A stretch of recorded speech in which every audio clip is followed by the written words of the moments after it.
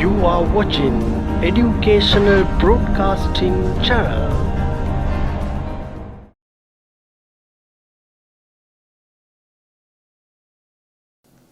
ආයුබෝවන්. හොඳයි. 10 වන ශ්‍රේණිය ව්‍යාපාර හා ගිණුම් කරන අධ්‍යයනය. අපි විෂය නිර්දේශය තුළ පාසල් අධ්‍යාපන පද්ධතිය තුළ ගිණුම් කරන විෂය ව්‍යාපාර හා ගිණුම් කරන අධ්‍යයනය පටන් ගන්නේ 10 වන ශ්‍රේණියේදී. එතකොට මේ ගිණුම් කරන විෂය මුල සිට අගට අපි ආරම්භ කරනවා මෙතන. හොඳයි. දැන් එහෙනම් අපි කතා කරමු අපේ මාතෘකාව තියෙන්නේ ව්‍යාපාර හා ගිණුම් කරන අධ්‍යයනය.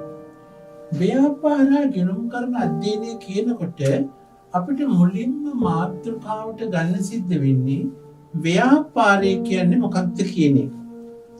අපි මුලින්ම මාතෘකාවට යොදාගන්නේ මොකක්ද ව්‍යාපාරය කියන්නේ කියලා.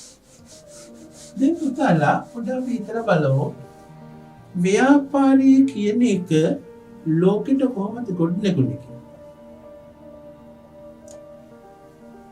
අපි මිනිස්සු ජීවත් වෙනකොට ආදි කාලේ මිනිසා ජීවත් වුණේ ගල් යුගයක. ගල් යුගයෙන් මිනිහා එනවා ඉන්දියානු යුගයට. ගල් යුගය තුළ මිනිසාට අවශ්‍යතාවක් වූ උමනාවක් වූ මහා උපරිම ප්‍රමාණයෙන් දෙයක් තිබුණේ නෑනේ.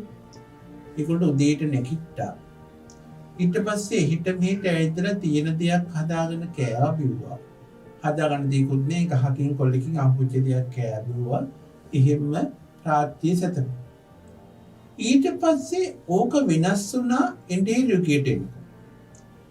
ඉන්දියානු යුගයට එනකොට මිනිස්සයා ඊට සතුන් ඇති කරන්නට, සතුන් දඩයම් කරන්නට. එතකොට ක්‍රමයක් හොයාගත්තා. ගලකින් ගහන්නට, පොල්ලකින් ගහන්නට පුරුදු. ඊට පස්සේ මේගොල්ලෝ මොකද කරන්නේ? එනවා ගොවි යුගයට. ගොවි යුගයට එනකොට මේ තත්ත්වය ටිකක් වෙනස් වෙනවා. හරි. දැන් මිනිසා රෝදේ හොයාගත්තු දා ඉඳලා ගින්දර හොයාගත්තු දා ඉඳලා මිනිසා හැම දෙයක්ම ක්‍රමක්‍රමයෙන් හිතන්න පෙළඹෙනවා. එතකොට මේ ව්‍යාපාරය තුළ එනකොට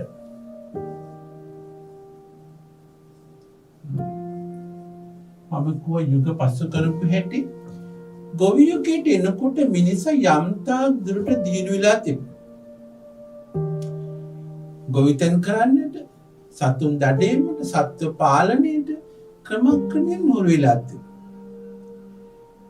ඊට පස්සේ මේ රාජ්‍ය පාලනය හරහා ක්‍රමයෙන් ඉදිරියට එනකොට මිනිසා ජීවත් වෙනවා වැඩවසම් සමාජ ක්‍රමයේ කියන යුගයක්.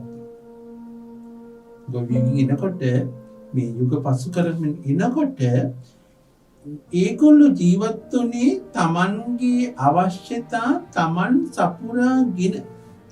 මොකද සරල සමාජයක් මහා ලොකු දෙයක් තිබුණේ නෑ. උයාගත්ත, හදාගත්ත, සතෙක් දඩයම් කරගත්ත, කීට සතෙක් සත පාලනය කරලා ජීවත් වෙනවා. ඊට පස්සේ මිනිසා එන වැඩවසම් සමාජ ක්‍රමයක් තුළ. මෙන්න මේ වැඩවසම් සමාජ ක්‍රමය තුළ මිනිසා සතුව තිබිච්ච ලොකුම දෙයක් තමයි රජු බිහි කරලා දුන්න කුල ක්‍රමය කියලා ක්‍රමවේදය. කුල ක්‍රමය කියලා. මේ කුල ක්‍රමය තුළ ඇතිවෙච්ච දේ තමයි එකී කුලය තුළ තමන්ගේ දක්ෂතා මත තමන් නිෂ්පාදනය කරා. දැන් අපි හිතමු එක්තරා කොටසක් ගොවිතැන් කරනවා. තව කොටසක් සත්ත්ව පාලනය කරනවා. තව කොටසක් කුඹල් කර්මාන්තය කරනවා. බලම්පියන් හදනවා. තව කොටසක් රෙදි සෝදනවා. හරි. මෙන්න මෙහෙම යනකොට මේ කුල ක්‍රමයේ කියන දේ හරහා මිනිසා පෙළඹෙනවා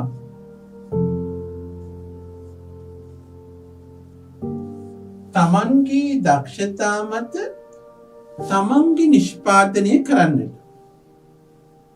දැන් හිතන්නකෝ මේ ගමටම අවශ්‍ය වී ගොවිතැන් ලබා දෙන්නේ ගොවිකම් කරන කට්ටිය.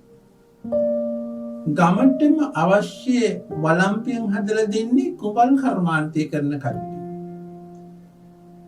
ගමටම අවශ්‍ය ගමේම අවශ්‍යතා මත රිදිපිලි සෝදා දෙන්නේ ඒ කොටස.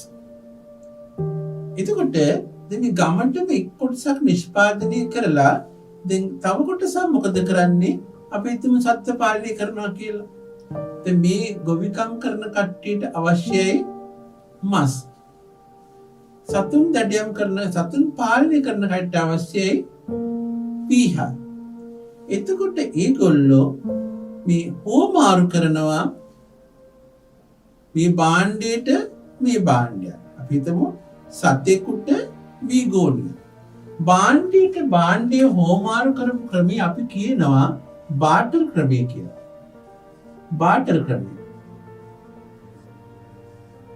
හරි. භාණ්ඩයට භාණ්ඩය හෝමාරු කරා. මෙන්න මෙහිම තමයි යාර. මුළු ගමටම මෙයා දෙනවා වී.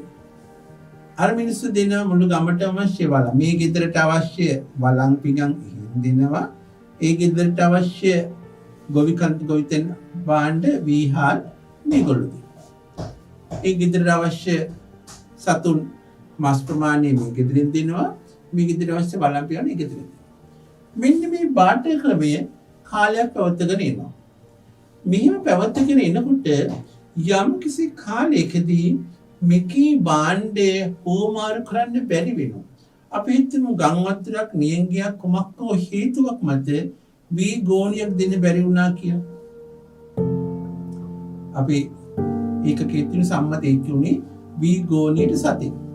දැන් එතකොට මියාට වී ගෝණියක් දෙන්න බැරි වෙනවා. බැරි වෙනකොට මෙයා කොහොමද සතාව දෙන්නේ දැන්? අන්න එතනදී මේ ඍජු හෝමාරු දැන් බාටර් ක්‍රමය මේ ඍජු හෝමාරු ක්‍රමය කියලා කියනවා. ඍජු හෝමාරු ක්‍රමය එහෙමත් කියනවා.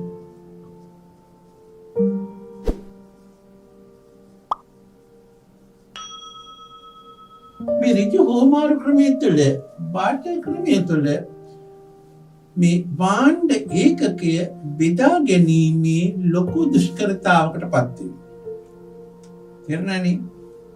ගම් වතුරක් නියංගයක් වසංගත රෝගයක් කෘමි උදුරක් නිසා අස්සෙන් නඩුනොත් එහෙම වී ගෝණි භාගෙ නම් දෙන්නේ මේ සතා දෙනකොට බෙදා ගන්න බැරි වෙනවා.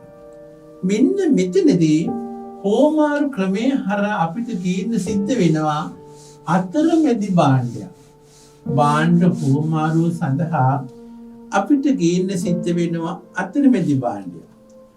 මෙන්න මේ අතරමැදි භාණ්ඩ මොනවද?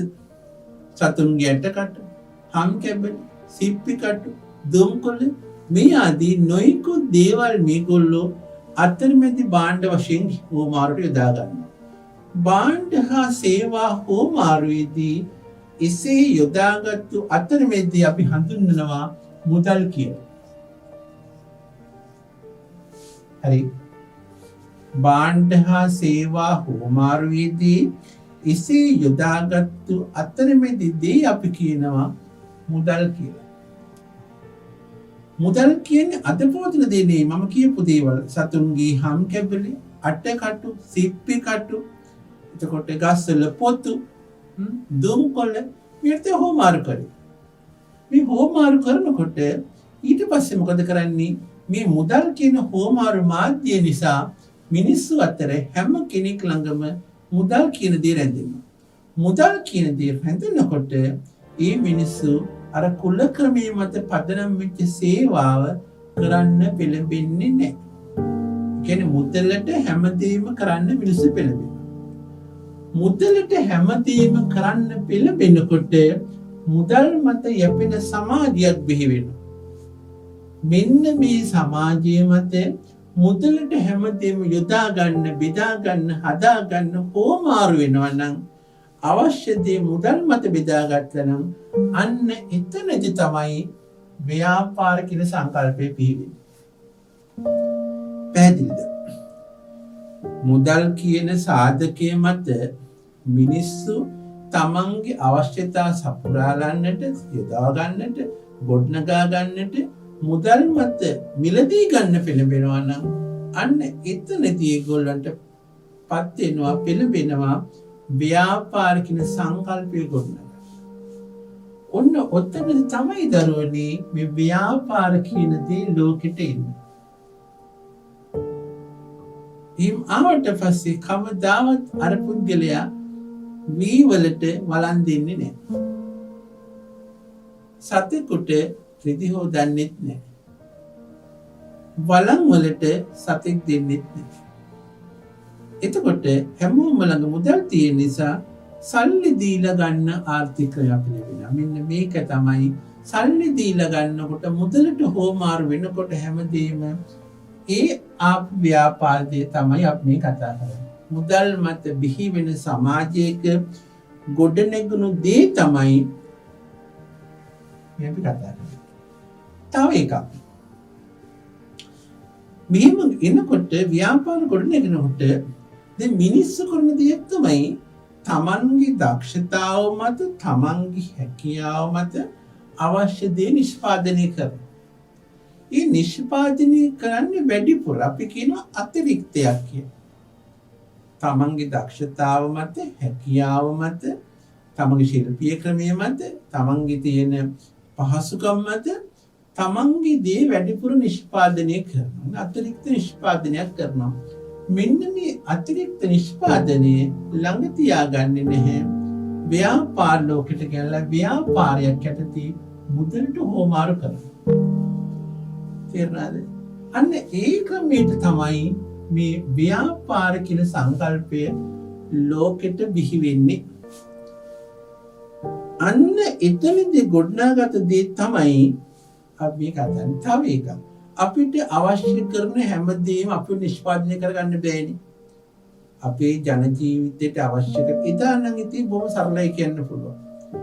ජන ජීවිතයට අවශ්‍ය කරන හැම දෙයක්ම අපිටම නිපදවා ගන්න බෑ. අපිටම හදා ගන්න බෑ. අපිටම යොමු කරවා ගන්න බෑ. ඒ නිසා තියෙන තැනකින් වැඩිපුර නිෂ්පාදනයකින් අපි අපේ දේ මුදලට ගන්න පෙළඹෙනවා. අන්න එතන ව්‍යාපාරය බිහි වෙනවා. හරි. ඔන්න ඔහොම තමයි අපිට ව්‍යාපාරය කියන දේ බිහි වෙන්නේ. එතකොට අපි උග පොදුවේ කියන ව්‍යාපාරයක් කියලා කියන්නේ මිනිසාගේ අවශ්‍යතා සපුරාලන භාණ්ඩ හා සේවා නිෂ්පාදනය නැත්නම් අපිට ලබා ගන්න පුළුවන් ආර්ථික කටයුත්ත. පොදුවේ කියනවා නම් භාණ්ඩ හා සේවා මුදලට හොමාරු වෙන ඕනෑම ස්ථානයක් ව්‍යාපාරයක් තමයි. එතකොට මෙන්න මේ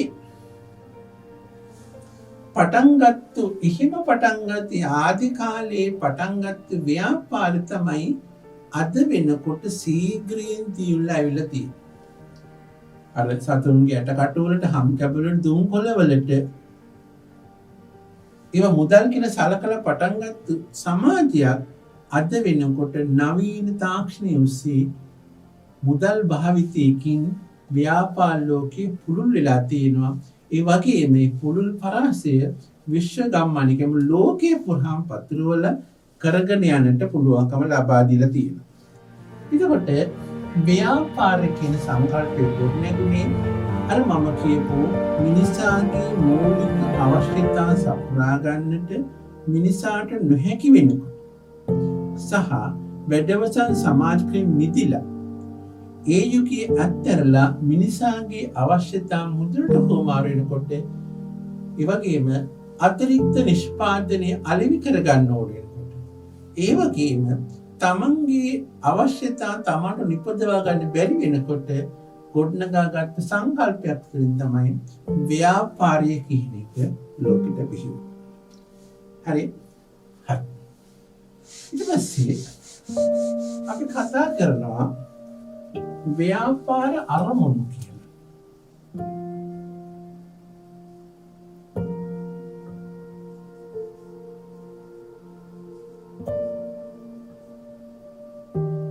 මොනවද පුතා ව්‍යාපාර අරමුණු කියලා කියන්නේ? ව්‍යාපාර අරමුණු කියලා කියන්නේ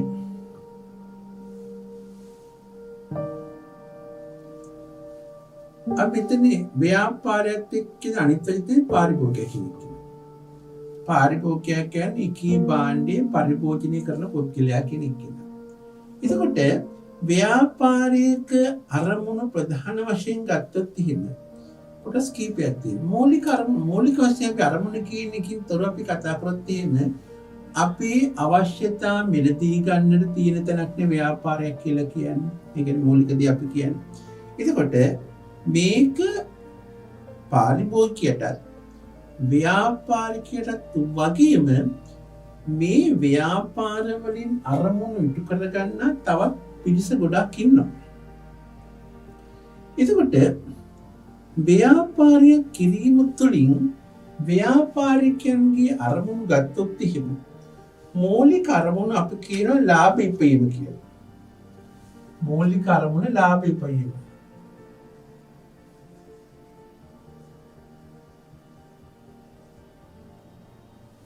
ඕනම ව්‍යාපාරයක මූලික අරමුණ වෙන්නේ පුතා ලාභ ඉපයීම.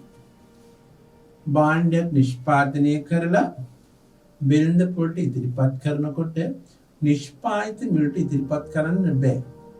ඒ නිසා ඒකට යම් කිසි ප්‍රතිශතයක අගයක් තියාගෙන භාණ්ඩය අලෙවි කරනවා. ඒ අලෙවි කරනකොට එකී භාණ්ඩයෙන් ලැබෙන මුදලක් තියෙනවා අතිරේක කියන්නේ වේදම් කර මුදල නෙවෙයි. අන්න ඒක තමයි ලාභය කියලා කියනවා. ඕනෑම ව්‍යාපාරිකයෙකුගේ පරමාර්ථය අරමුණ වෙන්නේ තමන් වේදම් කර මුදලට උපරිම ලාභයක් ලබා ගැනීම. තව එකක් තමයි පාරිභෝගිකයාට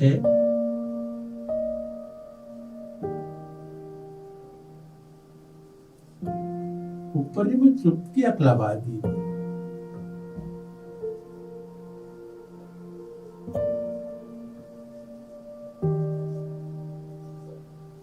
දැන් අපි පාරිභෝගිකයෝ. එතකොට අපි මොකද කරන්නේ? පාරිභෝගිකයෙ හැටියට අපි භාණ්ඩයක් මුදල් දීලා ගන්නේ එකී භාණ්ඩය මිලදී ගැනීමෙන් අපිට උපරිම තෘප්තියක් ලැබෙනවා නම් විතරයි. අපි හිතමු අපි මොන හරි දෙයක් ලබා ගන්න යනවා කියලා. එතකොට අපි ඉස්සෙල්ලාම බලන එකී භාණ්ඩයේ මිල කීයද කියලා. එතකොට මිල සාධාරණ නම් එකී භාණ්ඩයෙන් අපිට අවශ්‍යතාවක් ඉටු කරන්න පුළුවන් නම් අපි එකී භාණ්ඩය මිලදී ගන්නවා. ව්‍යාපාරිකයා මොකද කරන්න ඕනේ? අපි ඒ අවශ්‍යතාව තේරුම් අරගෙන එකී භාණ්ඩය අපිට නිෂ්පාදනය කළ වෙළඳපොළට දෙන්න ඕනේ. එහෙමනම් ව්‍යාපාරිකයේ අරමුණ තමයි පාරිභෝගිකයාට උපරිම තෘප්තියක් ලබා තමන් වේදම් කරන මුදලට සරිලන පරිදි පාරිභෝගික සතුටු වෙනවා නම් එකී භාණ්ඩේ නැවතත් මිලදී ගැනීමට ඒක තමයි ඉතිරියටම තේරෙන කාරණාන්ති පාඩම් වලදී වෙළඳ ලකුණු. අපි සමහර භාණ්ඩ මිලදී ගන්නකොට වෙළඳ ලකුණු අපි බලනවා. සමහර භාණ්ඩ මිලදී ගන්නකොට වෙළඳ ආයතන බලන අවස්ථාවක් තියෙනවා. සමහර භාණ්ඩ වලදී අය බලනවා කරන්නේ කවුද කියලා. අන්න ඒ කියන්නේ මොකද? ඒගොල්ලෝ නමක් දරාලා තියෙනවා හොඳ භාණ්ඩ වෙළඳපොළට ඉදිරිපත් කරලා දීලා. එතකොට ඒ නිසා අපි ඕක කරාම යනවා. එතකොට මොකද මේගොල්ලන්ගේ ලාභය උපරිම වෙනවා. ලාභ උපරිම වෙනකොට ඒගොල්ලෝ අපිට තවත් හොඳ භාණ්ඩ ලබා දෙනවා. එහෙමනම් ඊළඟ අරමුණ තමයි පාරිභෝගිකයාට උපරිම තෘප්තියක් ලබා ගැනීම. මේ අවශ්‍යතාවය ඉටු කර ගන්නකොට ඊට අමතරව අපිට ලැබෙන තවත් අරමුණ අපේ තියෙන ව්‍යාපාර අරමුණ තවත් තියෙනවා. එකක් තමයි මම කියවනේ මේ උපරිම තෘප්තියක් ලබා දෙනකොට අපිට පුළුවන් භාණ්ඩය මිලදී ගැනීමේ සීමා විහිද දක්වන්න. එතකොට මොකද කරන්නේ? ව්‍යාපාරිකයට පුළුවන් භාණ්ඩවල ගුණත් ඉහළ දාන්න පුළුවන්. ඉහළ ගුණත්වයෙන් යුතු භාණ්ඩ තමයි අපි මිලදී ගන්න. ඒ කියන්නේ මම කිව්වේ අපි යම්සි භාණ්ඩයක් ගන්න යනකොට අපි හිතමු අපිට අවශ්‍ය කරන මේ ස්වර්ණාභරණයක් කියනවා. එමුත් අපිට අවශ්‍ය ගෘහ භාණ්ඩයක් කියනවා. අපිට අවශ්‍ය කරන ඉලෙක්ට්‍රික් විදුලි උපකරණයක් කියනකො සමහර භාණ්ඩ තියෙනවා ඒගොල්ලන්ගේ නමට ඒගොල්ලන්ගේ නිෂ්පාදන වේද ලකුණට අපි සතුටුයි. ඒ කියන්නේ ව්‍යාපාර ලෝකෙ මෙතේ ගිනල්ලා තියෙනවා හොඳ තෘප්තියක් ලබා දෙන භාණ්ඩ ඒගොල්ලෝ නිෂ්පාදනය කරනවා. අපි ඒකී භාණ්ඩෙ වල දී ගන්න. ඒක නිසා ව්‍යාපාරිකයා මොකද කරන්නේ? ඉහළ ගුණත්වයෙන් යුතු භාණ්ඩ අපිට පිළිදී ගන්නට මඟ සලස්සලා දෙනවා.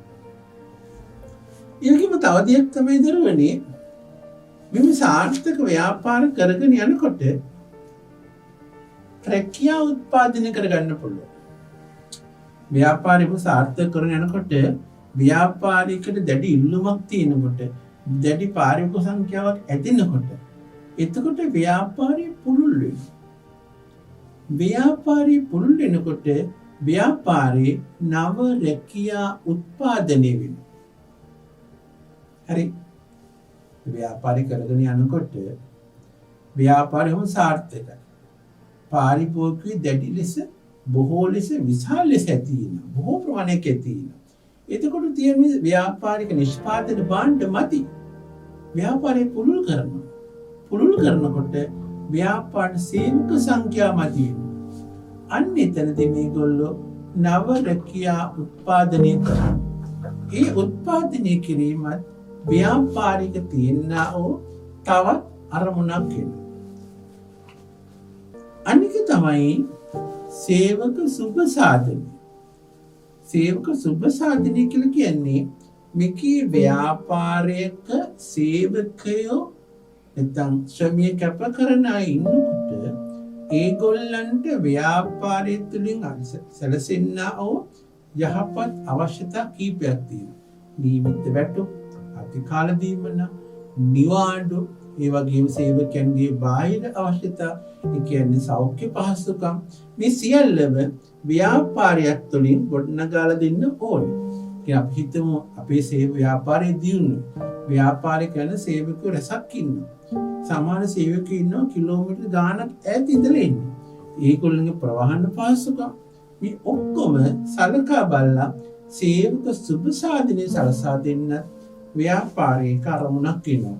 එතකොට මූලික කරමුණ දෙකයි. ඊට පස්සේ මම කිව්වා ඉහළ ගුණත්වයෙන් යුතු භාණ්ඩ නිෂ්පාදනය, ඊළඟ තමයි රැකියා උත්පාදනය, ඊළඟ තමයි සේවක සුබ සාධනය. මෙන්න මේ අරමුණු තමයි ව්‍යාපාරයකින් අපිට බලාපොරොත්තු වෙන්න පුළුවන් මූලික අරමුණු රැස්. පැහැදිලි? හරි. ඊළඟට දැන් මම කතා කරේ ව්‍යාපාරයේ පැත්ත. එතකොට මේ අරමුණ මේක ඉටු කරන යනකොට දරුවනේ ඊට පස්සේ තියෙනවා පාරිභෝගික පැත්ත. පාරිභෝගික කියන්නේ භාණ්ඩ හා සේවා පරිභෝජනය කරන පුද්ගලයනේ. එතකොට මේ පාරිභෝගිකයේ තියෙනවා අවශ්‍යතා වමනා කියලා කොටස් දෙකක්.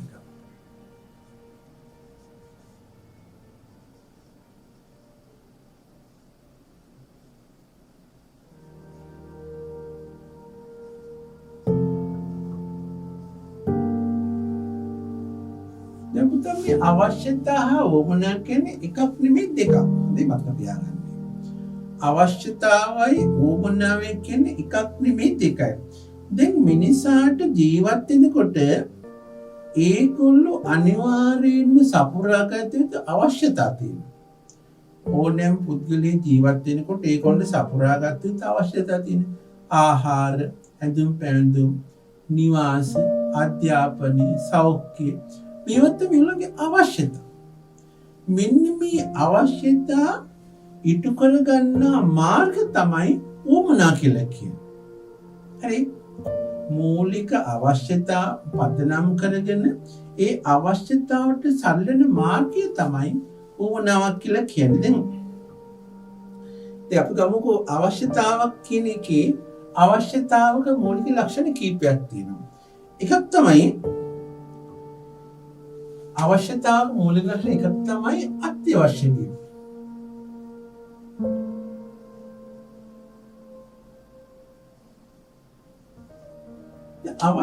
අත්‍යවශ්‍ය වෙනවා මේක.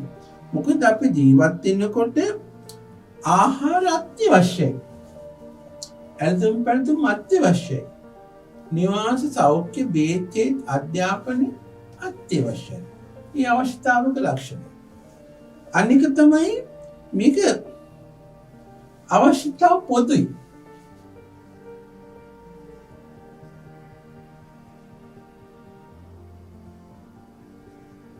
මේ අවශ්‍යතාව ඕනිකට පොදුයි. ආහාර, ඇඳුම් පැළඳුම්, නිවා මේ හැමෝටම පොදුයි. කාටත් ඒක අවශ්‍යයි. අනික තමයි අවශ්‍යතාව කියන එක කිසි විදිහක කිසි කෙනෙකු නිර්මාණය කළ නොහැකි දෙයක්. විශේෂයෙන් හදන්න බෑ.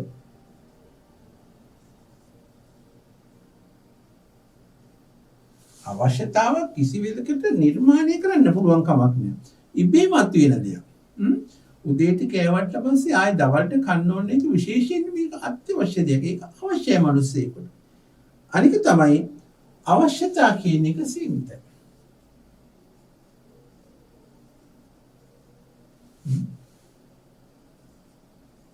අවශ්‍යතා සීමිතයි. ආහාර, ඇඳුම, නිවාස, ගේ දොර, බෙහෙත්, සෞඛ්‍ය, අධ්‍යාපනය, ප්‍රවාහනය, මානසික සෝය සීමිත අවස්ථා ටිකක් තියෙනවා. නමුත් ඕමනා කියන එක ගන්නකො ඕමනා කියන එක ඕමනා කියන්නේ මේකේ අවශ්‍යතා සපුරා ගන්න විවිධ මාන විවිධ ආකාර. හරි. දැන් මෙතන ගන්නකො ඕමනාව ලක්ෂණය ගමුකෝ. ඕමනා අත්‍යවශ්‍ය නැහැ.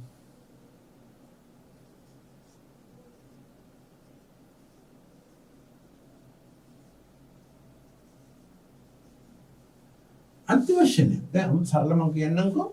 දැන් අපි ගන්නවා ආහාර කියන අවශ්‍යතාව. අපිට ආහාර අවශ්‍යයිනේ. උදේට ආහාර අවශ්‍යයිනේ. ඒතර මොකක්ද දුවමන අපිට? ඒක අපි හැකියාවත් බත් වෙන්න පුළුවන්, පාන් වෙන්න පුළුවන්, අලබතල වගේ දෙයක් වෙන්න පුළුවන්. ඒක උවමනාව. අවශ්‍යතාව ආහාර. ආහාර කියන අවශ්‍යතාවට බද්ද පාන්ද කොස්තෙල්ද වෙන මොකද්ද කියන එක උවමනාව. එතකොට ආහාර අත්‍යවශ්‍ය වුණාට උවමනාව අත්‍යවශ්‍ය වෙන්නේ නැහැ. බත් අත්‍යවශ්‍ය වෙන්නේ නැහැ. හරි පාන් අත්‍යවශ්‍ය වෙන්නේම නැහැ. අනික තමයි විවිධ වීම. පොදු වෙන්නේ විවිධ එක එක්කිනාට විවිධයි හොයාගන්න දේවල්. දැන් අපි ගත්තොත් එහෙම අපි ජීවත් වෙන සමාජයක ආහාරය කියන එක විවිධයි. දැන් ගැමි සමාජයක නාගරික සමාජයට අවශ්‍යතාව විවිධයි. මේ වමනාව කියන්නේ. හරිද? දැන් අපි උදේට ගන්න ආහාරය ගැමි සමාජයක ගන්නෙ නෑ. ගැමි සමාජයක ගන්න ආහාර නෙමෙයි අපි උදේට දවල්ට රැට ගන්න ආහාර නෙමෙයි. ඇඳුම් පැළඳුම් කියන එක අපිට වගේ නෙමෙයි ගැමි සමාජයක වෙනකොට අවශ්‍යතාව තැන් තැන් අන වෙනස් වෙන්න පුළුවන් ඒගොල්ලන්ට. හරිද? අනික තමයි නිර්මාණය කළ හැකි වීම. උවමන නිර්මාණය කරන්න පුළුවන්.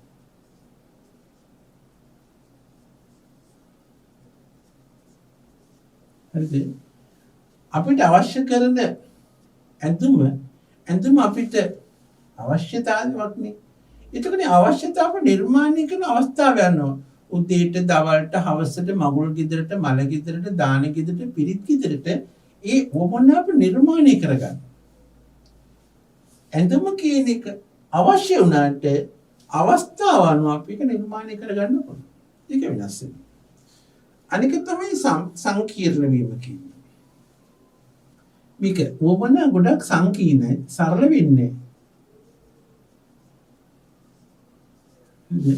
එක එක්කෙනාගේ අවශ්‍යතා ගොඩනගා ගන්නකොට දැන් එතකොට අපි හිතමු නිවාස ප්‍රශ්නය කියලා. අපි නිවාසයක් අවශ්‍ය නැ ජීවත් වෙන්න. එතන අපේ නිවාස අත්‍යවශ්‍ය දෙයක් නේ.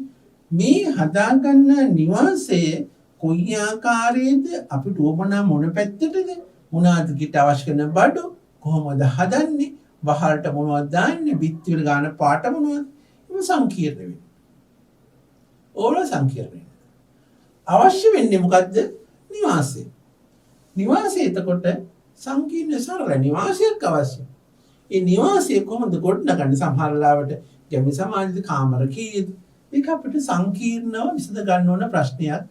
එතනදී අපිට අවශ්‍යතාව කියන එක උමනාට වඩා වෙනස් වෙනවා. අනික තමයි උමනා අසීමිත වීම.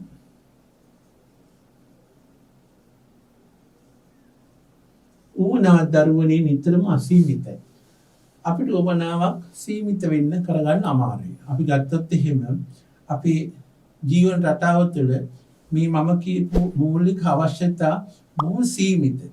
ආහාර කියන අවශ්‍යතාව සීමිත වුණාට ඒ අවස්ථාවට සලන උවමනාව බොහොම අසීමිතයි. අපිට අපි රාත්‍රී ආහාරය ගමු. රාත්‍රී ආහාරය අපිට රාත්‍රී ආහාර අත්‍යවශ්‍යයිනේ. ඒක අපේ ජීවිතේට අත්‍යවශ්‍යයි. ඒත් ටික සපුරා ගන්න මාර්ගය උවමනාව බොහොම අසීමිතයි. එක එක්කෙනාට එක එක විදිහට තමන්ගේ අවශ්‍යතාවය උවමනාවක් වශයෙන් ගොඩනගා ගන්න පුළුවන්. අධ්‍යාපනයත් එහෙම. බෙහෙත් තීර්ථනත් එහෙම. එතකොට ඇඳුම් පැළඳුමුත් එහෙම. දැන් බලන්නකෝ අපිට සාමාන්‍යයෙන් මංගල උත්සවයක් කියලා කිව්වොත් එහෙම ඇඳුම් අත්‍යවශ්‍යයි. ඒක මොනතරම් නිර්මාණශීලීද, මොනතරම් අපි අනිත් සමාජෙත් ගැටෙන්නේ කොහොමද, අනිත් අය කොහොමද මෙතෙන්ට සහභාගී වෙන්නේ, මේ ඔක්කොම හොයලා අසීමිත ලෙස කී උගුණ සපුරා ගන්නට අයි පෙළඹෙනවා. ඒක නිසා මතක තියාගන්න අවශ්‍යතාව උමනාව කියන එකක් නෙමෙයි, අවශ්‍යතාව උමනාව ක්‍රම දෙකක්, කොටස් දෙකක්. අවශ්‍යතාවට සරලන පරිදි උමනාව ගොඩනගා ගන්නට අපිට පුළුවන්කම ලැබෙනවා. පැහැදිලිද? එහෙමනම් මම හිතනවා මৌলিক වශයෙන් අපිට මৌলিক පාඩමට ව්‍යාපාරයේ කොහොමද මතුනේ, ව්‍යාපාර සංකල්පය කොහොමද ආවේ, ඊට ව්‍යාපාර සංකල්පය තුළ ව්‍යාපාරයේ අරමුණු කොහොමද මම පැහැදිලි කරලා දුන්නා. එතකොට පාරිභෝගිකයාගේ පැත්තෙන් වැදගත්ම දේ ව්‍යාපාර ගොඩනගනකොට අවශ්‍යතාව උමනා කියන එක. අවශ්‍යතාව කියන්නේ මොකක්ද මම පැහැදිලි කරලා දුන්නා. ඒ අවශ්‍යතාවයේ තියෙන ලක්ෂණ මම කියලා දුන්නා. ඒකට සාපේක්ෂ උමනාව කියන්නේ මොකක්ද කියලා මම කියලා දුන්නා. ඒ උමනාව දින ප්‍රභේද මම කියලා දුන්නා. එතකොට දැන් පුතාලට දුරට පැහැදිලි ඇති අවශ්‍යතාව කියන්නේ මොකක්ද, උමනාව කියන්නේ මොකක්ද.